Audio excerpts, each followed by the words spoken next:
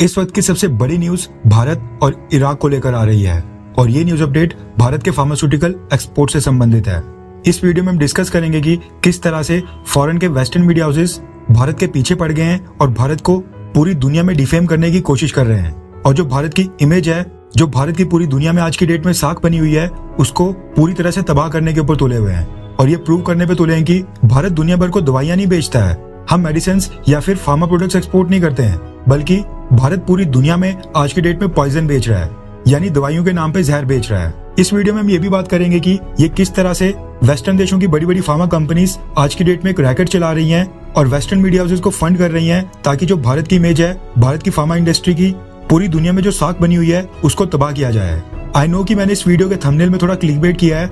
लेकिन ये न्यूज काफी ज्यादा इंपॉर्टेंट है और मैं चाहता हूँ कि आप ये वीडियो खुद भी देखें और ज्यादा से ज्यादा लोगों तक पहुंचाएं ताकि आपको भी पता चले कि आज की डेट में रियलिटी क्या है और किस तरह से वर्ल्ड स्टेज के ऊपर भारत को बदनाम करने की कोशिश की जा रही है। लेकिन उससे पहले अगर आपने हमारे चैनल को अब तक सब्सक्राइब नहीं किया है तो प्लीज सब्सक्राइब कर दें। रेफरेंस के लिए आपकी स्क्रीन के ऊपर ब्लूमबर्ग के आर्टिकल का स्क्रीनशॉट होगा जिसकी हेडलाइन कुछ इस तरह से है। हेडलाइन में साफ तौर पर लिखा गया है कि एक इंडिया मेड कफ सिरप जो कि इराक को भेजा गया था उसमें पॉइजन निकला है और ये सारी चीजें टेस्टिंग के दौरान मिली हैं, यानी भारत ने इराक को जो कफ सिरप बेचा था उसमें पॉइजन निकला है, ये कहना है ब्लूमबर्ग का। सबसे पहले तो मैं आपको बता दूं कि ब्लूमबर्ग एक अमेरिका बेस्ड मीडिया हाउस है और इनके ओनर का नाम है माइकल ब्लूमबर्ग जो कि एक बिलियनर है और अमेरिका के अंदर अमेरिका की बड़ी बड़ी फार्मा कंपनीज के साथ उनके काफी अच्छे संबंध है। अब जो ब्लूमबर्ग ने यहाँ पर आर्टिकल में भारत को लेकर हेडलाइन छापी है उसमें साफ तौर पर लिखा है कि भारत पूरी दुनिया को आज की डेट में पॉइजन बेच रहा है, या फिर एक तरह से इसी ओर इशारा करने की कोशिश की गई है ताकि दुनिया भर के वेस्टर्न देशों के लोग इस हेडलाइन को पढ़ते ही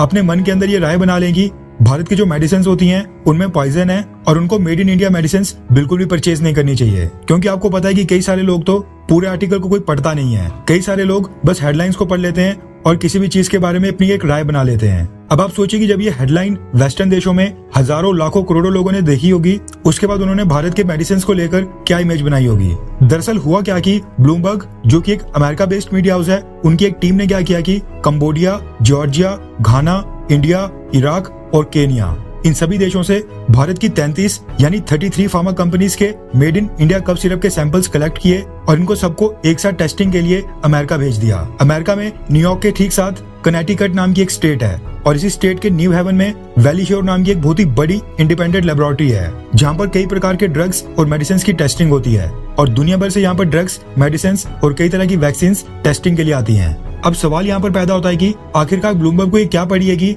उसने भारत की 33 कंपनीज के made in India cough syrup को कलेक्ट करके अमेरिका भेजा और वहाँ पर ये टेस्टिंग करवा रहा है और इतने एफर्ट और इसके ऊपर इतना पैसा खर्च रहा है। अब इसके पीछे का कारण बहुत ही सिंपल है और वो ये है कि हाल ही में भारत अपने कफ सिरप्स के कारण काफी न्यूज में रहा है और उसकी वजह से भारत को काफी आलोचना सहने को मिली है। पिछले साल गाम्बिया में कफ सिरप पीने के बाद 60 बच्चों की मौत बताई गई थी, जिसके पीछे भारत की मेड इन फार्मास्यूटिकल के कफ सिरप को दोषी ठहराया गया था और उसके बाद उज्बेकिस्तान में भी 20 बच्चों की मौत के पीछे भारत की मेड इन इंडिया, भारत की मैरियन बायोटेक को बताया गया था। अब ये दोनों cough syrup made in India थे और यही रीजन है कि ब्लूमबर्ग भी इस स्टोरी को कर रहा था ताकि उनके हाथ कोई बड़ी चीज लगे। इसके साथ ही ब्लूमबर्ग का ऐसा करने के पीछे एक और बहुत ही डीप रीजन है जिसको हमने इस वीडियो के एंड में डिस्कस किया है। अब ये साफ तौर पर दिख रहा है कि बड़ी बड़ी हेडलाइंस बनाने के लिए, भारत के नाम के ऊपर पॉपुलैरिटी गेन करने के लिए, भारत को डिफेम करने और जो भारत के फार्मास्यूटिकल प्रोडक्ट्स हैं, यानी जो भारत की मेड इन इंडिया मेडिसिन हैं, उनकी इमेज को पूरी दुनिया में खराब करने के लिए ब्लूमबर्ग ने क्या किया कि ये सारे 33 सैंपल्स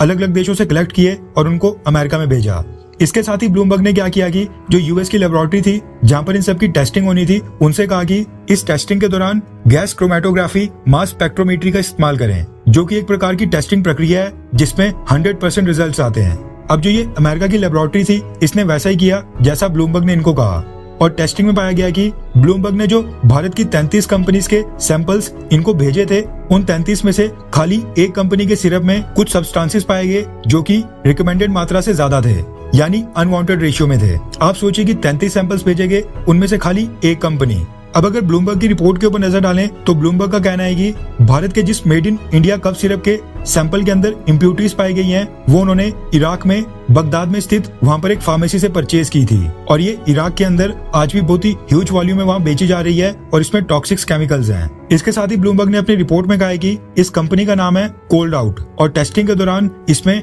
2.1% इथिलीन ग्लाइकोल मिला है, जो कि रिकमेंडेड मात्रा से 21 गुना ज्यादा है और इस चीज को बिल्कुल भी एक्सेप्ट नहीं किया जा सकता है, क्योंकि इसके कारण न सिर्फ छोटे छोटे बच्चे बल्कि बड़े बड़े अडल्ट ह्यूमन बींग्स की भी मौत हो सकती है। अब ब्लूमबर्ग ने अपनी रिपोर्ट में यह भी कहा है कि कोल्ड आउट में जो इथिलीन ग्लाइकोल की मात्रा बहुत ही ज्यादा मिली है, इसी के कारण ही गाम्बिया और उज्बेकिस्तान में पिछले साल वहां पर कई सारे बच्चों की मौत हुई थी। अब चलो ब्लूमबर्ग ने टेस्टिंग करवाई, लेकिन उन्होंने क्या किया कि ये जो टेस्टिंग के रिजल्ट आए, यानी 33 में से एक कंपनी के सैंपल के अंदर इथिलीन ग्लाइकोल मिला, उसका रिजल्ट इन्होंने किया वर्ल्ड हेल्थ ऑर्गेनाइजेशन और इराकी हेल्थ मिनिस्ट्री के साथ शेयर, यानी उनको भी ये भेज दिया। और इसके पीछे की मंशा थी ताकि WHO और इराकी हेल्थ मिनिस्ट्री ब्लूमबर्ग की थोड़ी तारीफ करती और भारत को लेकर कोई अलर्ट जारी करती और इस भारत की फार्मा कंपनी को वहां पर ब्लैकलिस्ट करती और ये मुद्दा एक बार फिर से न्यूज में काफी उछलता। हालांकि WHO और इराक की जो हेल्थ मिनिस्ट्री है, उन्होंने कोल्ड आउट के खिलाफ अभी तक कोई कार्रवाई नहीं की है और न ही कोई अलर्ट जारी किया है। अब एक और चीज यहाँ पर नोट करने वाली है, यूएस की लेबोरेटरी ने जो भारत के 33 सैंपल्स कलेक्ट करके, यानी जो उनको ब्लूमबर्ग ने भेजे थे, उनमें से खाली 4 सैंपल्स ऐसे पाए गए जिनके अंदर इथिलीन ग्लाइकोल या फिर डाई इथिलीन ग्लाइकोल था या फिर दोनों थे। कहने का मतलब है कि अब जो भारत की फार्मा कंपनीज हैं, उन्होंने इथिलीन ग्लाइकोल और डाई इथिलीन ग्लाइकोल का इस्तेमाल करना ही बंद कर दिया है। 33 में से केवल 4 कंपनीज इस्तेमाल कर रही थी और WHO और जो अमेरिका की US food and drug administration है, वो भी कहता है कि किसी भी तरह के कफ सिरप में इथिलीन ग्लाइकोल या फिर डाई इथिलीन ग्लाइकोल की मात्रा 0.1% होनी चाहिए और जो ये 33 में से 4 सैंपल्स जिनमें ये पाए गए थे, उनमें इनकी मात्रा 0.1% से कम थी और 33 में से एक ही ऐसा सैंपल था जो कि कोल्ड आउट कंपनी का था, उसमें इथिलीन ग्लाइकोल और डाई इथिलीन ग्लाइकोल इनकी मात्रा 0.1% से ज्यादा थी। और कहा जा रहा है कि अमेरिका की लेबोरेटरी ने कोल्ड आउट का जो सैंपल का टेस्ट किया था, वो न सिर्फ एक बार किया बल्कि उसको 5 बार टेस्ट किया और ऑन एन एवरेज उसमें इथिलीन ग्लाइकोल 2.1% पाया गया,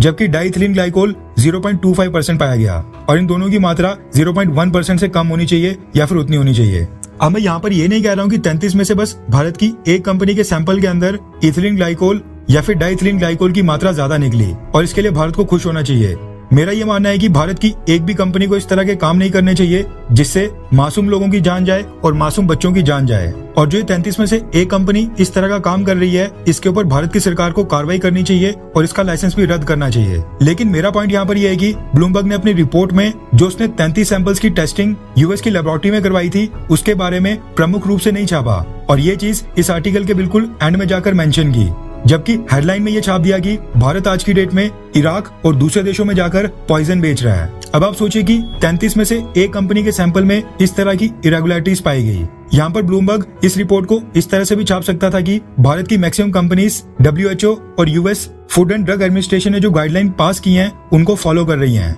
लेकिन ऐसा नहीं हुआ। और उसके साथ ही बगदाद में जिस फार्मेसी से सैंपल को कलेक्ट किया गया था, उसका नाम और लोकेशन भी भेज दी ताकि WHO और इराक की अथॉरिटीज भारत की फार्मा कंपनीज के ऊपर कार्रवाई करें। अब इस न्यूज में इराक की गवर्नमेंट का कोई भी रोल नहीं है और इराक की गवर्नमेंट ने ब्लूमबर्ग की फाइंडिंग्स के ऊपर कोई भी कमेंट नहीं किया है। अब ये साफ तौर पर दिख रहा है कि ब्लूमबर्ग ऐसा करके भारत को लेकर अपनी हेट्रेड और भारत से अपनी नफरत को साफ तौर पर दर्शा रहा है और इस चीज का प्रूव है कि जो वेस्टर्न देशों की फार्मा कंपनीज हैं, वो आज की डेट में ब्लूमबर्ग को बहुत ही ज्यादा फंडिंग कर रही हैं ताकि ब्लूमबर्ग भारत की फार्मा कंपनीज के खिलाफ इस तरह की रिपोर्ट छापे और जो मेड इन इंडिया मेडिसिन हैं, उनको डिफेम करने की कोशिश करे। क्योंकि पिछले कुछ सालों से हम देख रहे हैं कि भारत कई सारी life saving drugs, medicine, vaccine और कई तरह के फार्मा प्रोडक्ट्स इन सभी वेस्टर्न देशों को बेच रहा है और वो अमाउंट हर साल लगातार बढ़ते जा रहा है, जिसके कारण वेस्टर्न देशों की जो फार्मा कंपनीज है, जो वहाँ की मार्केट में बहुत ही ओवर प्राइस्ड प्रोडक्ट्स बेचती थी, उनकी कमाई काफी कम हो गई है और उनको कई बिलियन डॉलर्स का नुकसान हो रहा है। अब वो फार्मा कंपनीज भारत की फार्मा कंपनीज को डायरेक्टली तो डिफेम कर नहीं सकती,